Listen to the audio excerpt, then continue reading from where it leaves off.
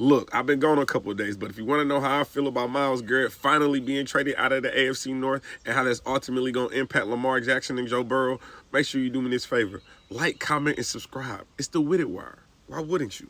So two-time defensive MVP Myles Garrett has been traded to the LA Rams for Garrett, who is a two-time Pro Bowler in his own right. Next year's 2027 first-round pick, 28 second-round pick, and 29 third-round pick. For Myles Garrett, I only got 2 words for you.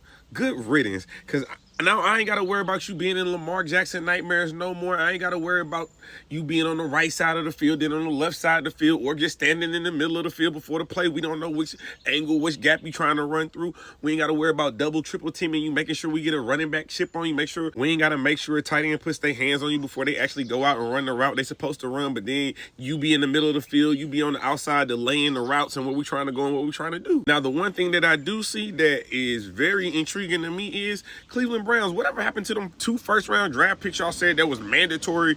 You had to put up even to have a phone call conversation, even to get a tweet out to y'all to talk about a Myles Garrett trade. I look at this and I only see 1 first round, 1 second, 1 third. Now, if you're trying to tell me Garrett is a first-round draft pick in itself, okay, cool. But I'll also say this, to your point, not only do you have your first-round draft pick next year, you also got the Rams. So you got two first-round picks in 2027. Obviously, second and third-round picks in succeeding years give you draft capital to go out and to continue to do the 76 remodel, revamp, usher in another new era for the Cleveland Browns. What you do get from Garrett is you get youthfulness, because he is only 25 and he's still on his rookie deal. So again, it gives the opportunity for the Cleveland Browns to continue to remodel, revamp this defense. It gives them a pillar defensive player to invest, to actually give a name to their defense and some form of identity. Now, for the LA Rams, this makes the Ty Simpson trade make a little bit more sense now, because you're basically saying